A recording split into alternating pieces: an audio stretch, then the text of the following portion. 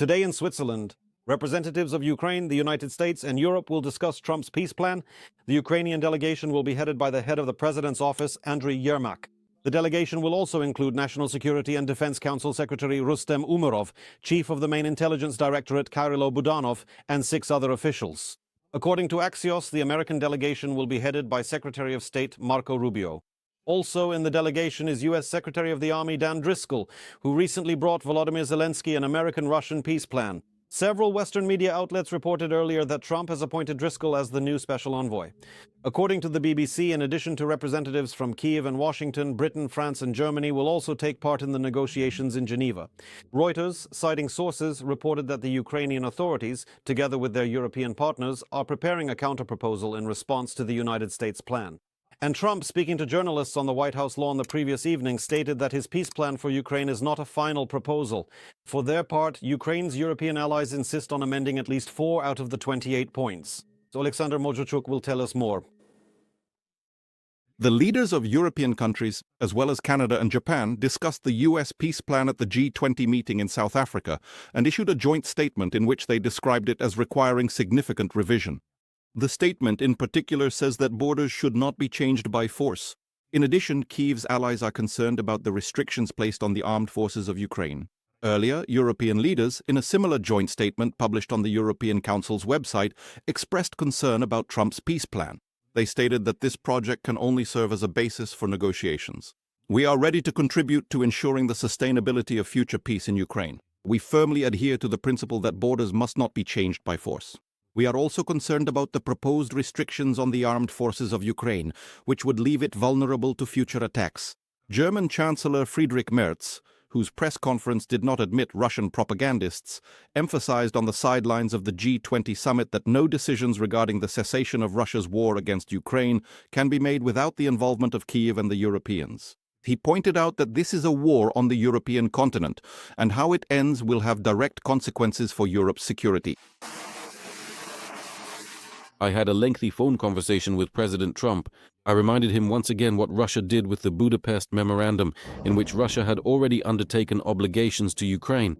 At that time, Ukraine gave up a large arsenal of weapons, including nuclear arms, and in return received a commitment from Russia to recognize the country's territorial integrity in the long term. Russia did not fulfill this commitment. That is why it is now necessary to provide other security guarantees.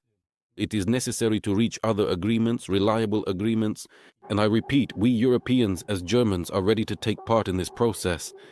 In my view, there is now a chance to put an end to this war, but we are still quite far from the outcome that everyone desires. After speaking with Volodymyr Zelensky, Trump and the British Prime Minister Keir Starmer also had a phone conversation. It is important to note that one of the elements of the 28-point plan is security guarantees from the United States, guarantees under Article 5. This is probably the most reliable guarantee that could be offered, and this strengthens my belief that we all strive to achieve a just and lasting peace. French President Emmanuel Macron stated that the U.S. peace plan for Ukraine is good in that it offers peace and recognizes important elements regarding sovereignty and security guarantees for Ukraine, but it still requires revision. Our common problem is Russia, which started this war, which refused to accept ceasefire proposals in February, March, July, August, and so on, and has not given any signals as to whether they would even agree to a ceasefire now. Look at the humanitarian situation in Ukraine, not only in the east, but everywhere. Look at the state of the energy infrastructure, look at the civilian casualties. The Russians must be stopped. There is one aggressor and one victim. European allies of Ukraine insist on changing at least 4 points of Trump's peace plan, according to Bild. Europeans, in particular, I quote, were not impressed by Trump's proposals for territorial concessions to Russia. They also do not approve of reducing the size of the Ukrainian army to 600,000 servicemen, which is already smaller than Russia's.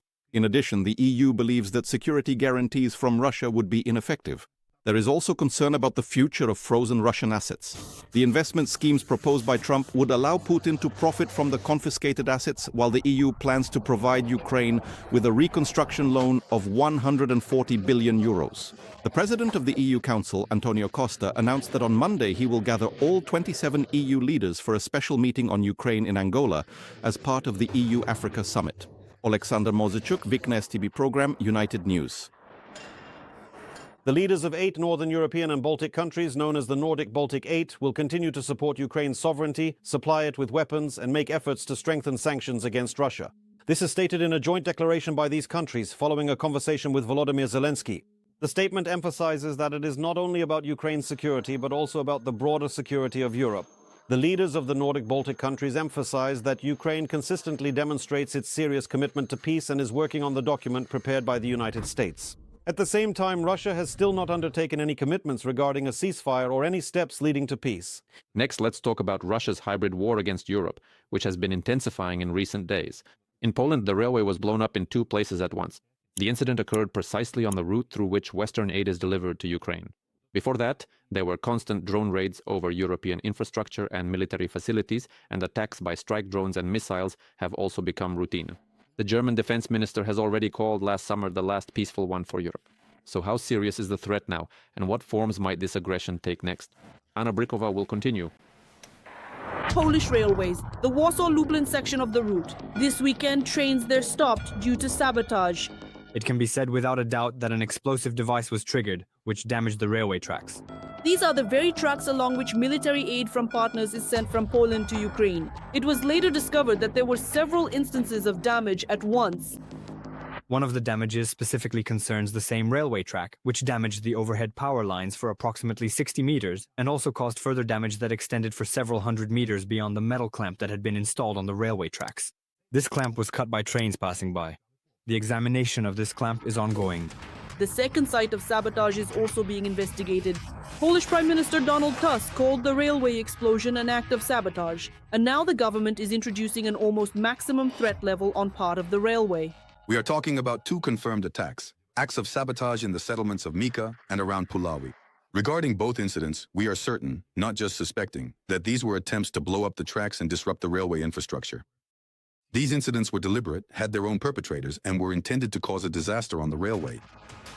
Ultimately, as a result of the investigation, it was established that the explosions were carried out by 2 Ukrainian citizens who have been cooperating with Russian special services for a long time. They entered Poland from Belarus and fled back immediately after the sabotage. Now Poland will demand their extradition, and this incident has already been called part of a hybrid war and a pre-war situation.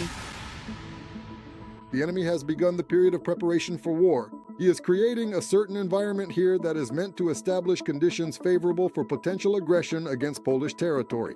Wisław Kukuła, Chief of the General Staff of the Polish Armed Forces.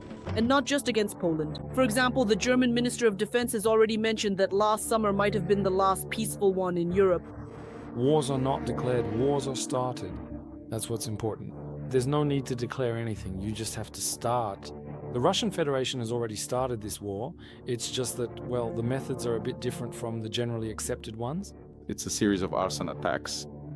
Poland, Germany, the Baltic countries, and many others, like the Czech Republic, are facing issues. The same situation applies to other acts of sabotage.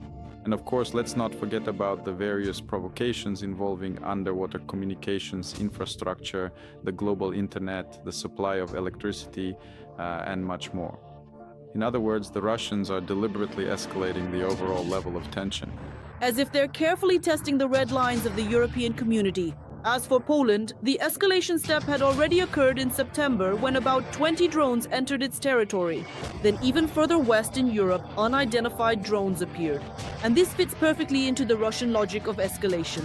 At first it's, some information operations, then the information operations turn into physical actions, and then there are arson attacks, some small explosions, some graffiti with offensive messages painted on a synagogue. And then it's drones. That's already a higher level. That is, they are constantly escalating at specific locations. These are countries in Western Europe.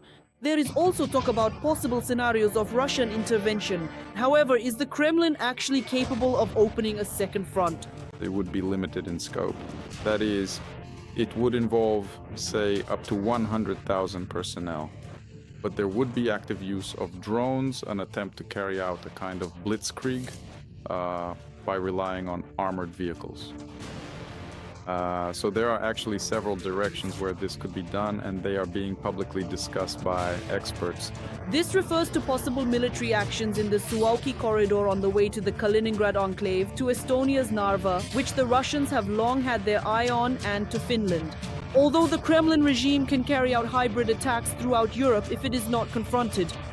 Anna Brikova, We Are Ukraine, Marathon United News.